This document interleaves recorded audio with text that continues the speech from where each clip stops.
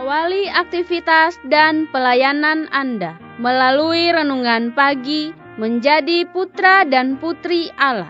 Terdengar panggilan Roh untuk mengangkat salib, dan mereka yang mengangkat salib akan menemukan bahwa salib mengangkat mereka. Dituliskan oleh Ellen G. White bersama Pendeta Denny Kanajo. Selamat mendengarkan. Shalom, salam sejahtera untuk para pendengar dimanapun Anda berada saat ini. Kita berjumpa kembali dalam mendengarkan firman Tuhan melalui audio Renungan Pagi pada tanggal 20 September 2021 dengan judul Kita Diberkati dalam Menolong Orang-Orang Lain. Sebelum kita melanjutkan bacaan renungan kita pada pagi hari ini, saya mengajak semua para pendengar yang setia untuk berdoa bersama-sama. Bapa kami yang bersemayam di dalam takhta kerajaan sorga, terima kasih. Terpujilah nama-Mu ya Tuhan, karena Tuhan layak dipuji dan disembah siang dan malam. Lebih daripada itu kami bersyukur dan berterima kasih oleh karena Tuhan jaga dan pelihara kami sepanjang malam di dalam tidur kami, hingga tiba di pagi hari ini kami bangun dengan tubuh sehat dan segar.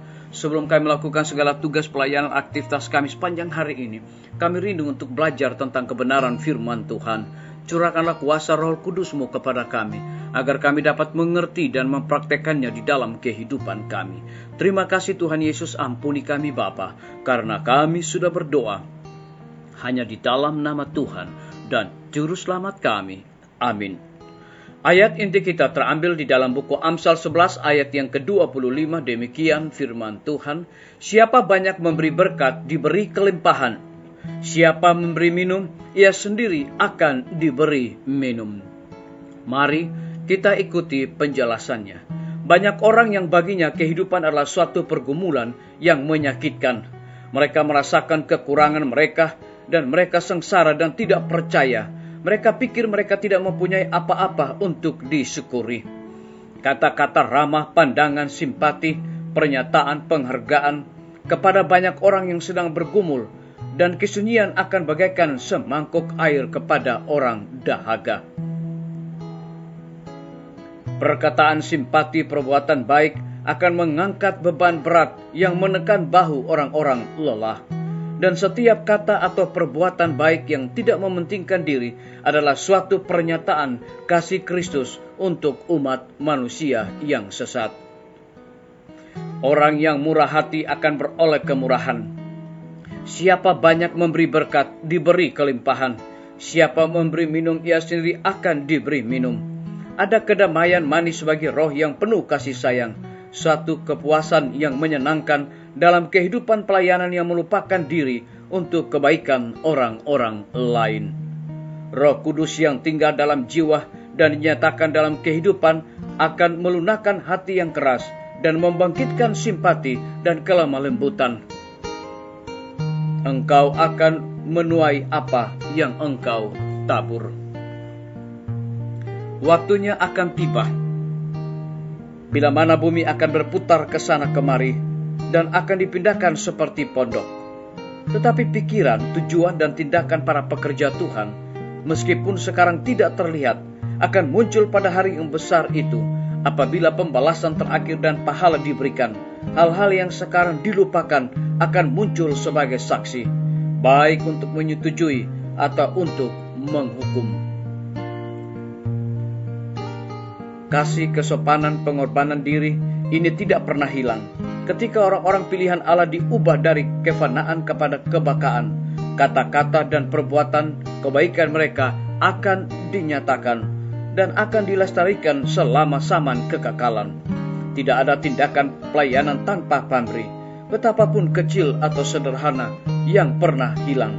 Melalui jasa-jasa kebenaran Kristus yang dihisapkan, keharuman kata-kata dan perbuatan seperti itu selamanya dipertahankan. Biarlah bacaan renungan kita saat ini akan menjadi berkat bagi kita semua. Mari kita tunduk kepala dan berdoa.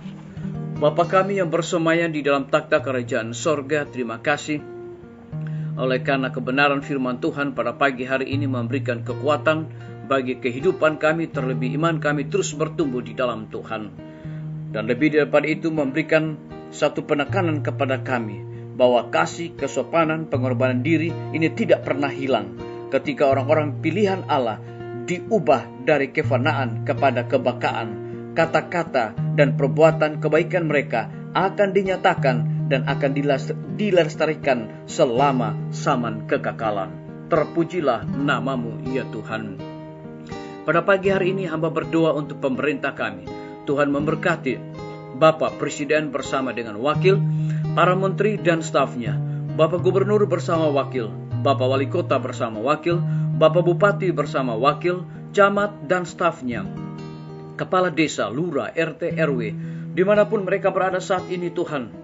Mereka sangat membutuhkan pertolongan kuasa Tuhan. Curahkan hikmat bantuan sorga, agar mereka dapat menjalankan roda pemerintahan di tengah-tengah pandemi. Dan di saat mereka mengambil sebuah keputusan untuk berpihak kepada rakyat, kiranya Tuhan campur tangan agar keputusan mereka hanya untuk kemuliaan bagi nama Tuhan.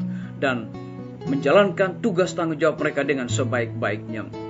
Kami juga berdoa untuk para tim medis. Tuhan berkati dokter, perawat, bidan, dan semua para pekerja kesehatan yang ada di setiap rumah sakit, bahkan puskesmas yang ada di Indonesia.